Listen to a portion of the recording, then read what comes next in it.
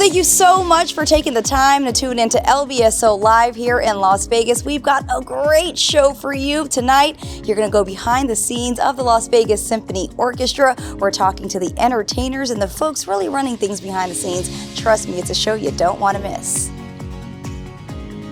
Well, hello everybody, I'm Fabian Kay and you're tuned into LVSO Live here in Las Vegas, and today we have a great treat for you. I'm joined by the legendary entertainer, icon, songwriter, Bobby Wilson. How are you doing today? Too much. Never too I'm much. I'm good. How are you? I'm good, thank you. Yeah. So, not many people may know or may not know that you are the son of another icon, Right. 1950s legendary singer, Jackie Wilson. So tell me, how did it feel growing up around so many Motown icons? That's the catch-22. I didn't. I grew up in a foster home. Oh. My story is quite colorful. My mother gave me up very young. I was born in Westbury, Long Island, New York, and raised in South Carolina. Joined the Navy, and then when I got out of the Navy, that's when the music opened up, and I found out who I was. And so, were you on the ship singing and, doing Oh, all that? yeah. Because I have to, with that voice, you didn't just one day wake up as an adult and think, hey, I want to be a singer. Yeah, I grew up listening to all the greats.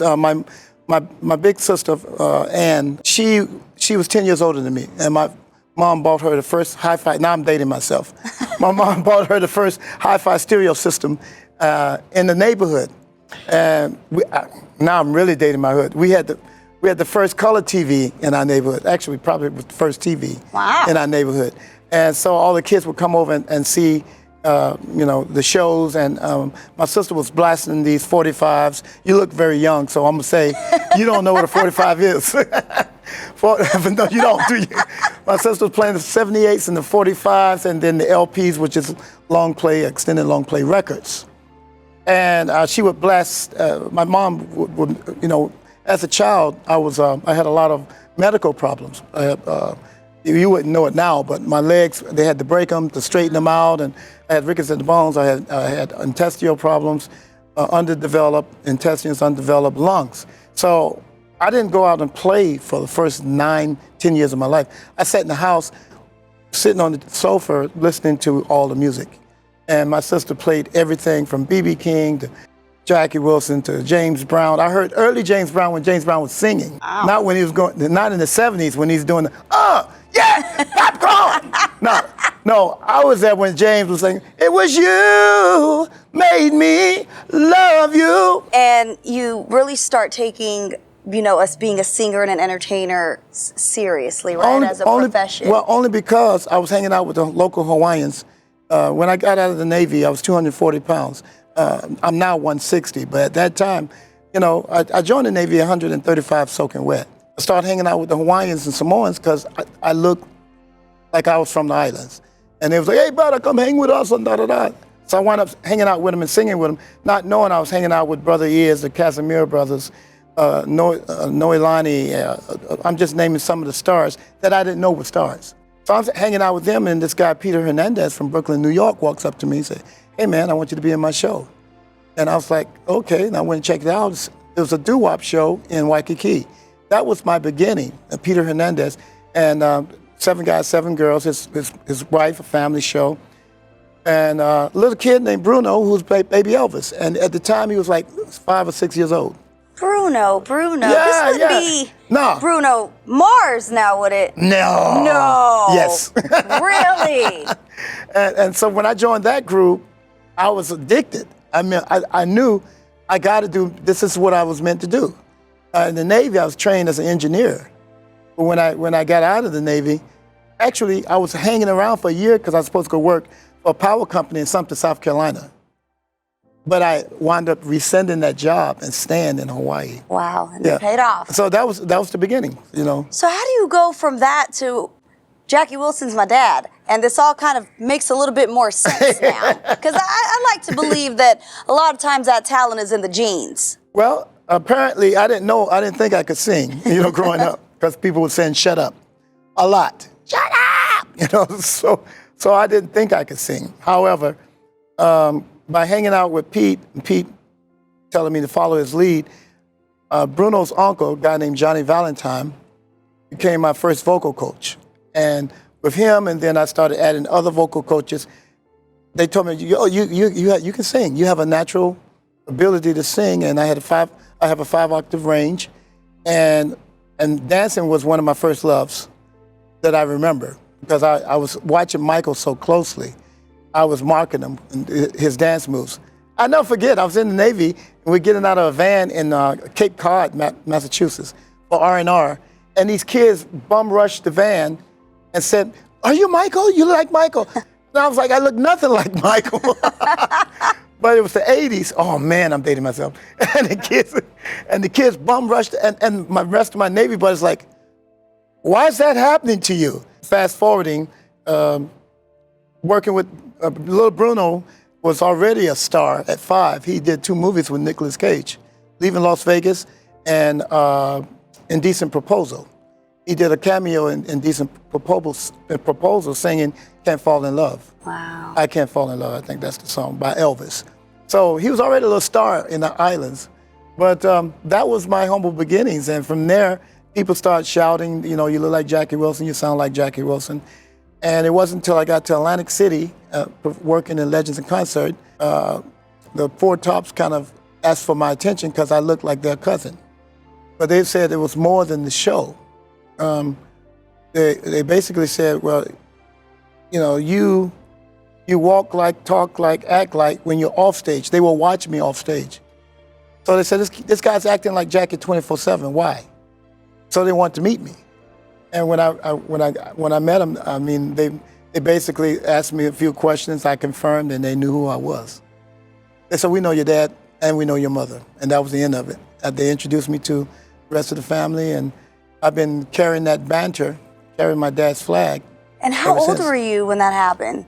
Well, I like to say I was 5, but no, I was in my 30s. Wow. Yeah, when I found out all of that. I understand you have some sort of a connection with another king, Elvis Presley.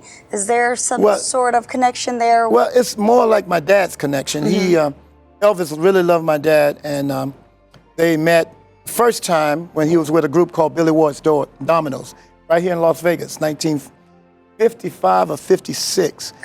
Okay. My dad's playing with the Dominoes. Elvis had just started a New Frontier Casino. He was supposed to be here 8 weeks, but he got fired after 2 weeks. and so he went out and checked out the local acts while he was, hanging out in Vegas, and he went to see Dominoes. He went 4 nights in a row because they were doing an Elvis Presley set. And my dad was doing Elvis. Oh, wow. And Elvis shouted, he does it better than me. Actually, it says, Elvis said he climbed under the table and yelled, "Get him off! Get him off!" And I was he was too good. Yeah, he was saying. So they didn't really make the connection then. It wasn't until later in the 60s when they were performing in California at the Shindig Show. And my dad was headlining at the Trip. This is a weird story for me. When he was headlining at the Trip, people weren't going to see him. He wasn't pulling the audience. And we thought that was kind of weird. Well, Elvis went to see him, and then according to some of the legends that's still living, like Little Anthony, and some of the coasters like Robert DeBonk and different people like that, Imperials, and the coasters that I've talked to, they said, "Oh, Elvis used to call us and said, 'I'm going to see Jackie. Let's go see Jackie.'" I said, "Wait a minute, what do you mean Elvis used to call you?" He said he would call us, say, "Hey man, Jackie's playing at the Trip. Let's go to the Trip." And I said, "Wow." I said, "You guys were friends?" He said, "Elvis loved us." And B.B. King hung around Elvis, and some of the great blues artists like Muddy Waters, and all these guys were hanging with him. And I was like, wow, how come that wasn't in the news at that time? Because it wasn't. No. Anyway, because of Elvis, he packed his shows. Wow. Because people hear Elvis going to see Jackie Wilson, they go see Jackie Wilson. After Elvis went one time, then Elvis didn't have to go anymore unless he wanted to, because they packed his show after that. Wow. Yeah, so they became very good friends. And then when my father got sick in 75, Elvis took care of his medical bills until he passed. My goodness. Even after Elvis had passed. So, and that came to me from people in Elvis camp. And so let's talk, so you have this global symphony show that you're about to embark on. What would you say would be some other career highlights throughout the years for you? First time I was on Apollo, Showtime at the Apollo. Oh. Was it nerve-wracking? Yeah, it was. And I was just beginning to find out who I was. I've met the Four Tops. They told me they knew who I am. And I walk into the Apollo backstage. They asked me to do a couple songs by my dad for the amateur hour. And I was like, I'm not an amateur. She goes, I don't care. We want you to the amateur hour show, so no problem. What stopped me was when I walked backstage and I looked on the wall, there was a huge picture that looked like me on the wall. Well, who was it? My dad. Oh, wow. But I was at the same age he was at the same, that picture. Okay. My face. That was one of my highlights. That was the first time I was on a television show where I had 50 dancers. And I was doing the song Higher, and Your Love Is Lifting Me Higher. And that blew my mind because I wasn't expected. I knew we were doing an 8-week tour, but I didn't know it started off at a television show first.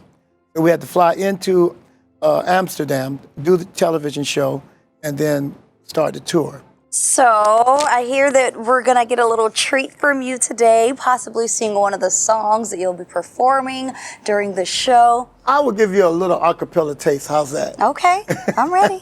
I'm ready. Your love is lifting me higher than I ever been lifted before. So keep it up, quenching my desire, and I'll be at your side forevermore. You know your love, it keeps on lifting higher, higher and higher. That's enough, that's enough. Oh, that's enough. That's just enough to leave everyone wanting more, right? It's much, much more. Love that. Much more. Well, Mr. Wilson, thank you so much. Well, thanks for joining us today on LVSO Live here in Las Vegas. If you like what you see, go ahead and drop us a comment down below. Like, share, and subscribe to our channel, and we'll see you here next time.